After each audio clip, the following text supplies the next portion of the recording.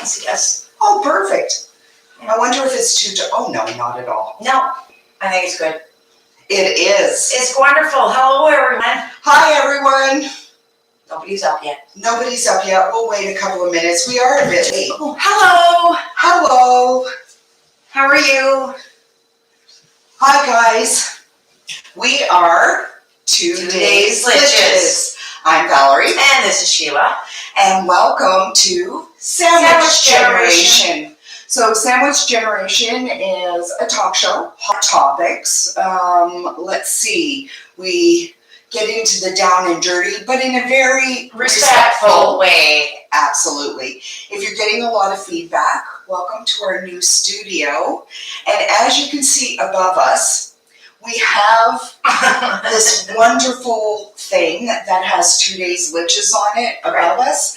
However, we didn't account for the fact that we would be sitting down low. So next week that'll be fixed and you get to see everything. Yeah, as our studio progresses, and as we progress, I guess, then so will everything else. Right, so right now we're getting the video parts down. Now we're just working on the sound part. Yes, and we are working on it. I think we're doing much better than we have in the past. Yeah.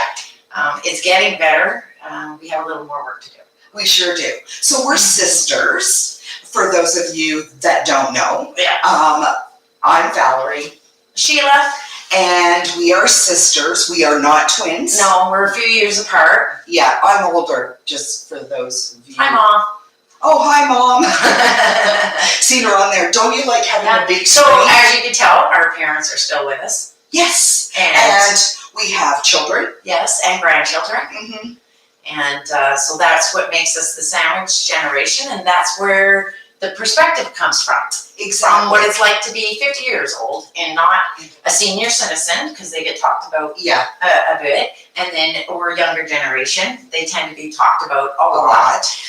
So we kind of get left out. So yeah. we thought it would be interesting to put out our perspectives. Yeah. So tonight on our hot topic, as we're moving forward, we are still in our series on equality, and this started way back the beginning of January. Oh, the new year. Yeah. Because this is our 4th episode, yeah. and it looks like we're going to be finishing out with First Nations. That's right. So for those of you who weren't following us before or haven't seen the series, you can go to YouTube. They're all uploaded there.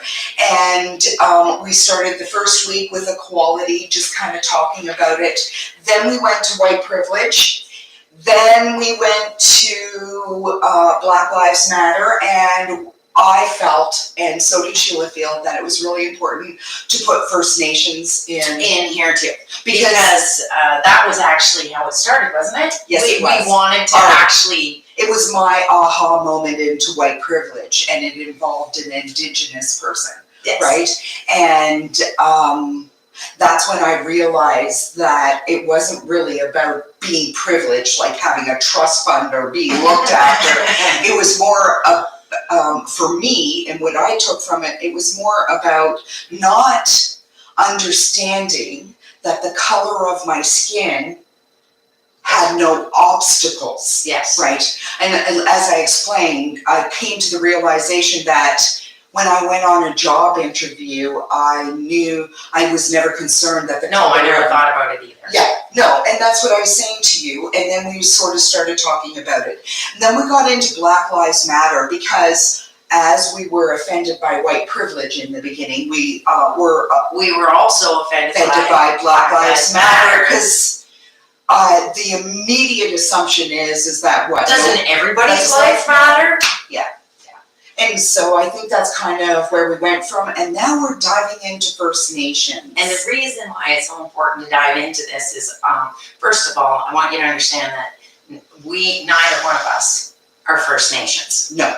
So that is not something I'm going to speak like I have any kind of first-hand knowledge. Or understanding. Or understanding of the place. But I do want to at least explain that some of the places that we do understand. Yes. And maybe find out from anybody if you feel like, one, the same way, but two, what maybe as a white-skinned individual who is not a First Nations individual, what can we do to make it better equality, more equal? Right, and I think as we've been going through this series, one thing that keeps coming up, just like how this series got started, it got started because all of our hot topics that we were discussing, a lot of the underlying issues were equality issues. Every time we came, Every time, like if you got dug real deep, you could always find these equality issues.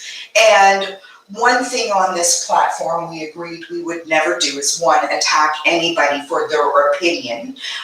We just ask everybody to be respectful. yeah, but you're allowed to have an opinion. But you're allowed to have Just like we're allowed to have an opinion, but you still have to be respectful and maybe open up each other's eyes to our opinions. It's a good way of evolving opinions or learning from each other, is by discussing what we find is great. Dad, Kathy, hi. Hi. Hi. Just looking, it's great because we have a big screen now, Yeah. so we can be further away, but we can actually see what people are typing or whatever. I might even opt for a bigger one, because as you get older, your sight isn't what it used to be. Either that or we get one hell of a magnifier. Yeah, right, that's fine. So back to equality, that's where it all, really, when we got down to it, that's where it all came from.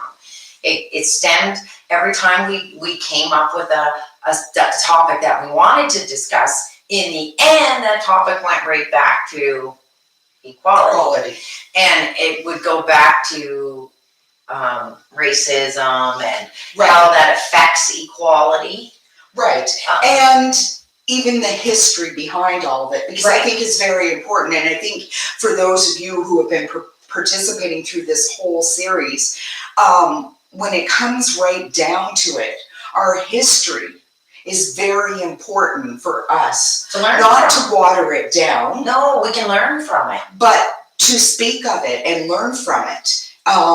Because I think that's the way we move forward. Well, it's the only way to move The days of just picking up the rug and sweeping everything under it and then, trying to tread lightly over it are gone. Yeah. And I just think that we need to be... Ignorance. It's not bliss. No, it isn't. No, it really isn't, because ignorance is just that. And I think the reason why, for me personally, why Indigenous First Nations is kind of a personal crusade of mine is for the simple fact that the injustices that have been done to First Nations, and look, this doesn't diminish slavery or any of that. Any other injustice. And any crime against humanity is a crime against humanity. Is a crime against humanity.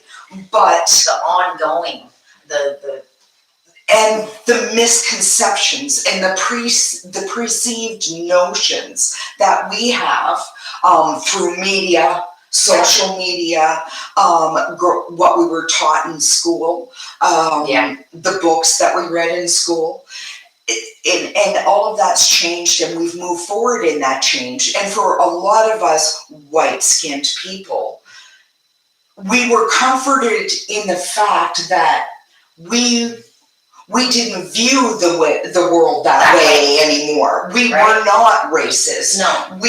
And I'm just saying on my part, but we were comfortable and not really understanding that systemic racism still exists in a country like Canada today. Yes. And I think by acknowledging that and speaking up about it, that we can truly move to a form of reconciliation and a form of moving forward. But going through these series, we also came to two other conclusions. It just keeps getting deeper. Really. And this is our two There's other a reason. Yeah. One is social equality. Right. That you can't truly have equality in a nation as great as ours until we are all socially equal. We have the same rights, freedoms, and access to those rights and freedoms. because that's not in the 21st century. Like, That's not the truth in the 21st it's not century. in Canada, No. because there are communities that do not have access to the same rights and freedoms that every other community in Canada has. Right. And I said, so that was the first That was the first part of it. that we realized social equality is something that we really need to discuss, be moving forward with. Yeah. And then the second one was poverty. Yes. And it's a sad realization, but opportunities are less if you are impoverished. Or live in an impoverished community, right? Right. You don't necessarily have access to the social equality that other communities have. Right. And for instance, I mean, we kind of went into this a little deeper, like in school systems, remember? And that's a whole other subject altogether. Yes. That's a pretty bad one too. Yeah, that's something we don't want to get into right now. But that's kind of where we work with it. And then with the Indigenous. But also, I mean, our kids that went to school, my children that went to school, and their children are going to school. And I believe that they are getting a very watered down, or had gotten a very watered down version of the reality.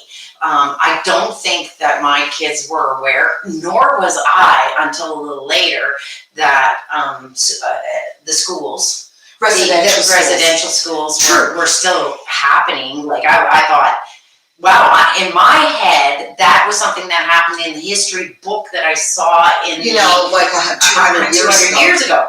And we're not arguing the fact it actually happened 200 years ago. We're just saying that we weren't even educated properly in our own school system as to what really happened. And our children got a watered down version as well. Absolutely. And I'm afraid that if we don't speak up as individuals, that my grandchildren and great-grandchildren and great-great-grandchildren are also going to continue with this watered down version of a reality, until finally we understand that it's only there as our history to learn from.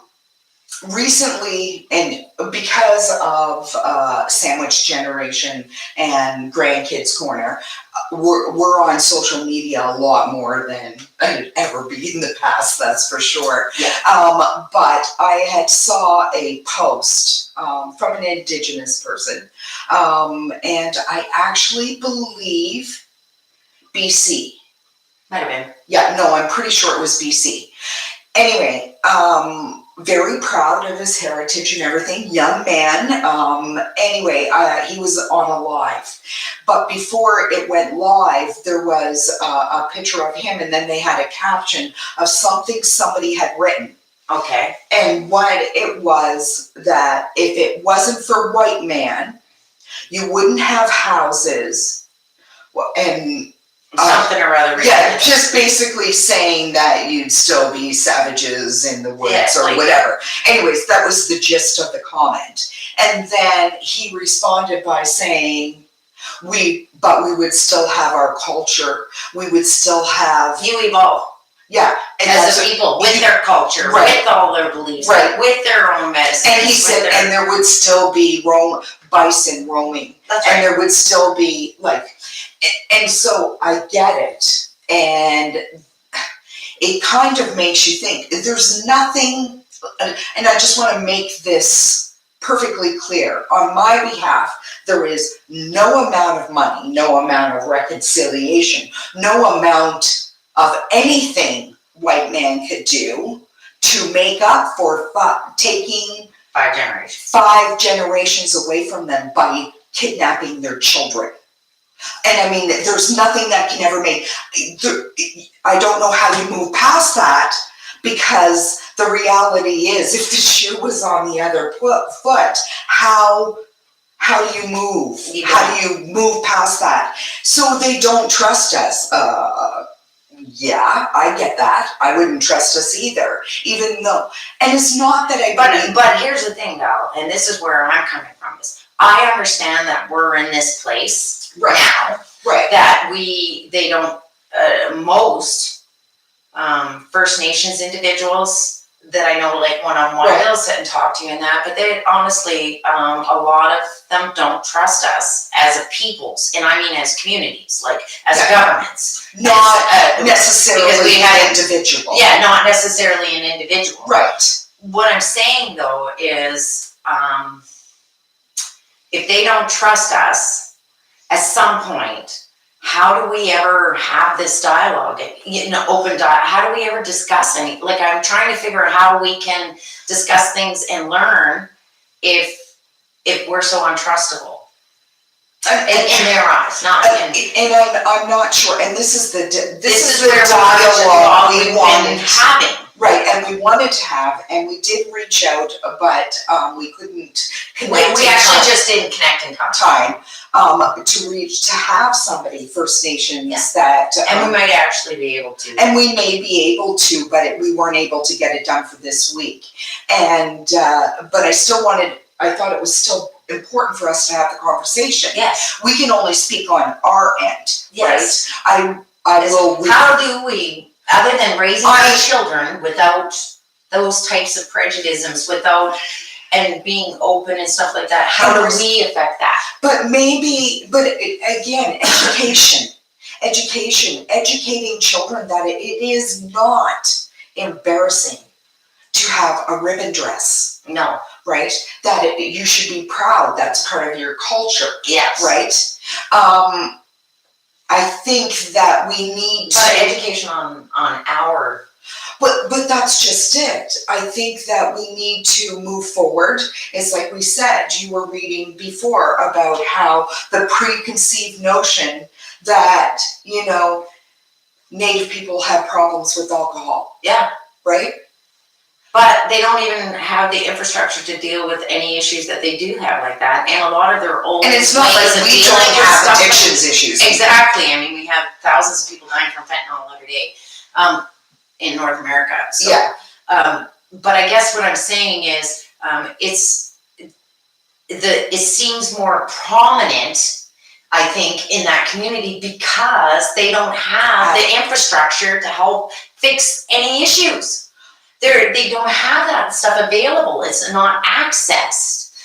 And so but they should, and that's the frustrating part. The frustrating part is, why do I live in a great nation like Canada? Because I really do consider it a privilege to be Canadian. Why do I live in such a great nation, yet there are communities that do not have drinkable water in our most abundant resource that we have in this great nation of ours? It doesn't make any sense, especially in 2021. Right. Like, sewer systems, basic necessities of life, of which we think. We thought were necessities of life. See, rights. But I think it's all education. I really do, because we're just coming to the light. Yes. We're just coming to the understanding and the realization that, guess what? We are not all equal in this country. We aren't. No matter how much you want to purport to the whole world that we are not.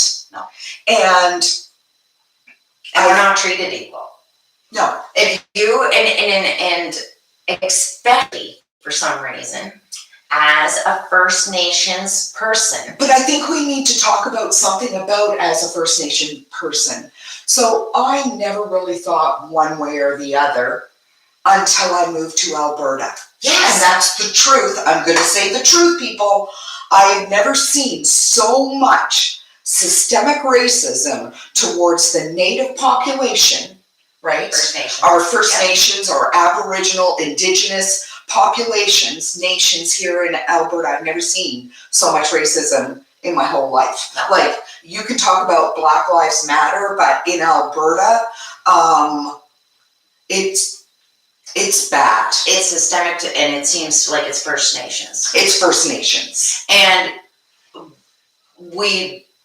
I think here, especially in Alberta, people don't seem to call it out as much. No, they don't actually. They participate a lot. Yeah, like I just find it really actual, like, I've never seen as much of it as in Alberta, and you've lived in 4 provinces. I've lived in 3. Well, I can say this, when I lived in BC, I did find, yes, but it was not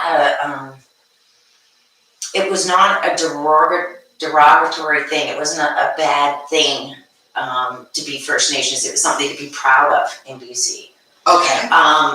Here, it seems like they speak derogatory. They speak Even poorly of First Nations people. And then I think, though, that the same thing exists in some parts of Ontario, from what I've gathered in the past or heard. Our younger years, we were born, and our younger years were in Ontario. Southern Ontario. Right. Okay. And then we moved to Nova Scotia. Correct. Right, later years. Yeah. And myself personally, I pretty much stayed until there, and like my whole adult life until about 14, 15 years ago, we moved to Grand Prairie, Alberta. Right. You had moved, like, you then I went to Alberta, then you were in BC, then you were, so you lived all over provinces, and right. And it seems to me that the racism, the systemic racism, right, towards First Nations, Aboriginals, individuals is much stronger here in Alberta. And I'm not sure. And when I lived in Nova Scotia, I would say the racism was more black. Yeah, and that's true. Nova Scotia, it seemed to be more racism towards the black population. And here in Alberta, it's more towards the First Nations populations. And I noticed it, and it's funny, I'll never forget this. I had lived in Edmonton briefly in 1990 for a period of 8 months. And my daughter was really little, just a baby, and she was sick. And I took her to the walking clinic, right? Yeah. Which was not used to because they didn't have those things in Nova Scotia. Right. Yeah. Right. No walking clinic. No. So anyways, I went to the walking clinic, and she was so sick. She's just clinging to me. And this nice elderly lady was sitting beside me, because like this was, 31 years ago. Yeah. Anyway, and I didn't even notice, there was a couple of little children playing on the floor. And I was holding my daughter and trying to console her, and this elderly lady leaned over and said to me, "Oh my God, isn't that disgusting?" And I'm like, "What?" And she goes, I won't say what she called them, those native children, right? Yeah, they just let them play all over the floor. They don't even care about their own kids. And I'm like, I never heard anything like this before in my life. And then I'm sitting there thinking, if my daughter was well, she'd be on the floor playing with them, right? And what's wrong with that? Anyways, and that was my first experience of racism towards First Nations. I know. Absolutely. I've never seen anything like it before. And I mean, I know Nova Scotia is having some issues right now with respect to their oceans and fisheries. And the treaties. And their treaties and First Nations and commercial lobster fishing. And we really don't want to get into any of that right now. But the reality is too short for that. Yeah, too short for that. But we did want to bring up the systemic racism. And what do we mean by that? How do you want to explain that? Explain what? The systemic racism. How you can see it. It's blatant. It's very blatant. Mm-hmm. I think places. I think employment. Oh yeah. Education. Yeah. Access to education. Yes. And program services available in most communities here. Yeah. The other thing is that's another thing I didn't realize. I knew there were different nations. I really did. But when you're on the East Coast, the only nation is Mi'kmaq. Right? Yes. Okay. So I came here, and I remember I was at the brand new opening of the Calgary courthouse. Oh, And they actually have like a courtroom, just for First Nations when it's called a sentencing circle. okay. Anyway, so we were in there and looking around and everything. And I actually remember thinking to myself, I said, how many nations are there in Alberta? Right, thinking, 2? No. There's 11. Yeah. And I was like, wow, I had no idea, right, of all the different nations in Alberta. There's a lot of nations in that, I do know that, and I do know, like, the stuff, anybody who is white knows and can see and has been familiar with the racism. Everybody, if you're white, you know of it, you've seen it, you're aware of it. I guess the only thing we can do is call it out. In my opinion, it's like, what else do you do when you hear it? Right. So, for instance, back in 1990, because that's exactly when that incident happened. Yeah. Right. I did call it out in my own way. Yeah. I wasn't direct about it. Yeah. Right. I was like, well, and I said to her, because I really didn't know what she was getting at. I said, oh, well, if she was feeling better, she'd probably be down there playing too, right? I didn't know what to say, but in my own way, I made my point, right? That it didn't matter what color or where the kids came from. No. They were doing what a lot of kids do in a doctor's office on the floor with toys, play, right? A lot of doctors' offices got rid of toys. Did you know that? Because of the spread of germs and stuff. No, I get that. I noticed it in the last few years. Yeah, and sure, well, now they're gone for sure. Never to be seen again, people. No more toys in the doctor's offices. But anyways, just like your plexiglass, get used to it. Yeah. But the reality is that it is very blatant here in Alberta. It really very, is. very blatant. It really is. And it's scary how blatant it is here in Alberta. I think so too. And I've met some amazing, amazing Aboriginal people from different nations through my prior work. And I'm always curious. I always ask questions. And I remember I was talking with an elder, and she wanted her real last name back. So this is another thing the government did, is they walked in to reserves and changed their last names. You're a good swimmer. Who does that? Literally changed their last names. Yeah. And legally, that's their last name. And I'm like, are you kidding me? So they had documents, they brought in documents after documents going back to what the real last name is. And I think it was Charlemagne or something like that. But anyway, and I'm like, wow. And it was done in the 50s. That's here in Alberta. I can't speak anywhere else. People I don't know about anywhere else. No. But the thing is like we said, we're not First Nations and we can't speak like we are. We can talk to you about our own. We can only explain it from our perspective. Right, and from actually not getting the watered down version of our history in school. Yeah. Right? And I know when I see, because I got to know people when I lived in Nova Scotia or in BC on the Squamish Nation, I learned a lot about their culture and how their pride in their culture. Right. And I understand why they tend to have stronger nations in BC, is partly because they have that pride and haven't been so although yes, in BC it still happens, and yes, it's very important to notice. What I'm saying though is maybe their pride has helped them sustain their culture. That's a good question. That would be a great question for a First Nation panel. Yeah. Because even within their nations, right? And that they have different nations, different cultures. So I think it's really difficult for us to speak on subjects that we don't know anything about. It's like treaties. We had talked about that. I said, right. I understand that we've signed treaties and that we need to abide by treaties. It's a legal document also, by the way. Yes. But I also think it's only in good standing. It's only the right thing to do. Right. Is to abide by the treaties that get made.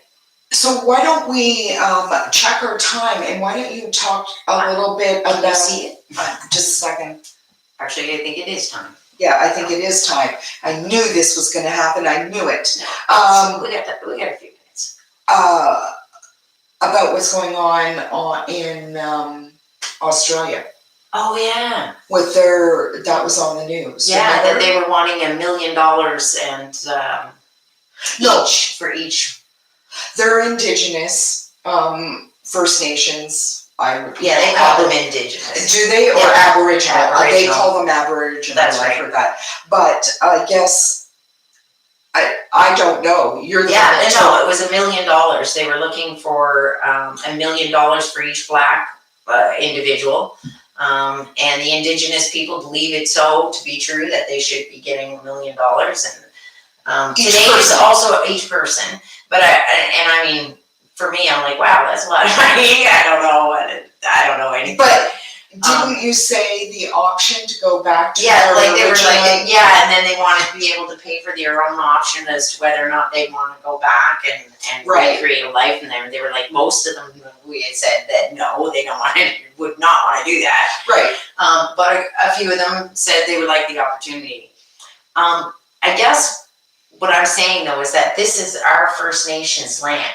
Canada is for our First Nations land, and U.S. is their First Nations land. Each country seems to have a First Nation.